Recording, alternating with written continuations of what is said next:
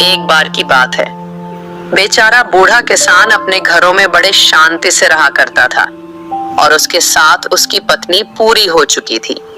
और रामू दिन भर दूसरे घरों में झाड़ू लगाकर अपना घर गुजारा करता था। अब उस काम भी नहीं हो पा रहा था, तभी घर का मालिक गुस्से से कहता है, ये क्या कर रहे हो तुम? मेरा घर अभी तक साफा नहीं किया, निकल जाओ।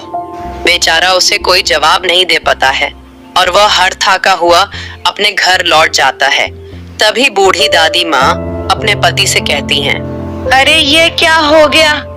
अब तो मैं मर ही जाऊंगी, क्योंकि 2 दिनों से खाना नसीब नहीं हुआ। अब मेरे हाथ पैरों में जान नहीं बची हुई है। अब तुम कहीं काम ढूंढने के लिए भी जाओगे, परंतु तुम्हें काम नहीं मिलेगा। अरे तुम चिंता मत करो, मैं तुम्हें मरने नहीं दूंगा।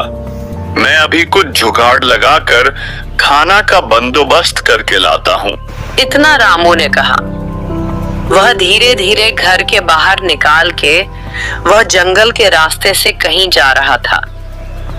तभी उसे सामने से 4 लोग आते हुए दिखाई देते हैं और रामू का बहुत मजाक उड़ाते हैं। और रामू यह बात को सहन कर पता है क्या करे। रामू भी उन 4 आदमी का कुछ नहीं बिगाड़ सकता था। उसे उनकी बात सुनाई पड़ती है और वह 4 लोग चले जाते हैं। रामू बेचारा नदी किनारे जाकर खड़ा हो जाता है। अब उसे जीने की उम्मीद टूट चुकी थी और वह पानी में खुद के अपनी जान देने का सोचता है और वह सोचते सोचते पानी के अंदर कूद जाता है और वह डूब के मर जाता है। दूसरी तरफ उसकी वाइफ उसका इंतजार करते करते वह भी मर जाती है, क्योंकि उसे बूढ़ी दादी माँ ने 3 दिनों से कुछ नहीं खाया था। अपनी पति की राह देखते देखते वह हार जाती है। तभी 5 दिन के बाद वह अचानक अपने आप को भी जंगलों में पाते हैं और उनके सामने एक खजाने से भरी हुई पेटी रखी हुई थी। उन्हें कुछ भी समझ में नहीं आता है कि आखिरकार यह क्या हुआ, तो बिना सोचे समझे उसे खजाने की बेटी को वह अपने घर ले आते हैं। तभी वह अपनी पत्नी से कहता है, रामू, अरे ये क्या हुआ? नहीं तो नदी में डूब के मर गया था, परंतु मैं आज अचानक से जंगलों में कैसे आ गया? मुझे तो अपने आंखों में विश्वास नहीं हो रहा है कि इतनी बड़ी बेटियों के खजाने की हमारे सामने। हाँ, पता नहीं, मैं भी तो भूखे भूखे मर चुकी थी। अब तो हमें भूख नहीं मरना पड़ेगा। शायद हम जो देख रहे थे वह सपना होगा। सपना सच के वो बड़ा घर खरीद लेते हैं और बड़े घर खरीदने के बाद वो बड़े खुश होते हैं। तभी वह कहीं गांव में घूम रहा था और घूमते घूमते वही 4 लोग उसके सामने आते हैं, जो कि पहले उन्हें जंगल में मिले थे और उनका बहुत मजाक उड़ाया था। तभी वह कहते हैं रामू से, अरे रामू, तुम तो बड़े धनवान सेठ बन गए हो। मुझे थोड़ी सी पैसों की जरूरत है। अगर तुम्हारे पास थोड़ा धन होगा तो मुझे दे दो। मैं तुम्हें 2 दिनों के बाद लौटा दूंगा, क्योंकि मेरी माँ मेरे घर पर बीमार है और यह जो मेरे पीछे 3 लोग खड़े हैं उन्हें भी थोड़े थोड़े पैसे की जरूरत है। क्या तुम हमें पैसे दे सकते हो? उन्होंने रामू से इतनी बात करी। रामू को बड़ा लालच होता है, वह मदद करने से इनकार कर देता है। भाभी ना बात सुन वहां से चला जाता है। वह चलते चलते अपने घर लौट आता है।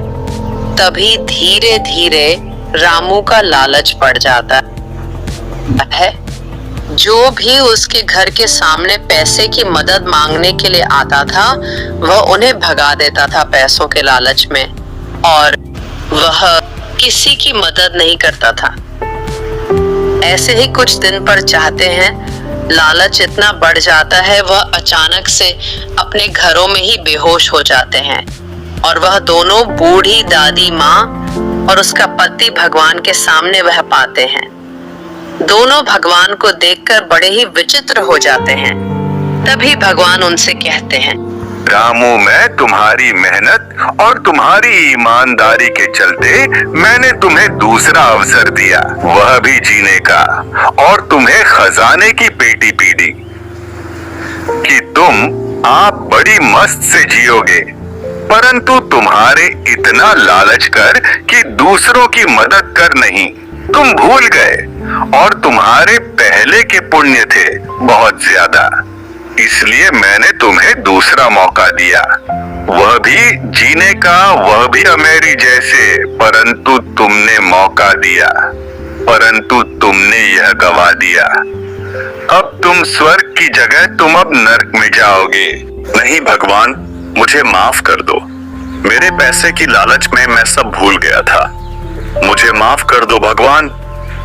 आइंदा दोबारा ऐसा नहीं होगा। मुझे दूसरा मौका और दीजिए भगवान, मैं जाकर सब कुछ सुधार सकूं। परंतु भगवान उन्हें मौका नहीं देते हैं। भगवान ने पहले उन्हें मौका दे दिया था, इसलिए अब दोबारा मौका देने का चांस नहीं देते हैं। उन दोनों को नर्क में भेज देते हैं और भगवान थोड़े दुखी होते हैं क्योंकि उन दोनों की पुण्य बहुत थे। परंतु दूसरा मौका देने के बाद उन्हें इतना लालच हुआ कि पुण्य काम हो गया, लालच बहुत ज्यादा हो गया। इसके कारण उन्हें नरक में भगवान ने भेज दिया। हमें इतना भी लालच नहीं करना चाहिए कि हम दूसरों की मदद कर नहीं भूल जाए। पहले हम कैसे थे, पहले हमें पहले की बातें याद करना चाहिए।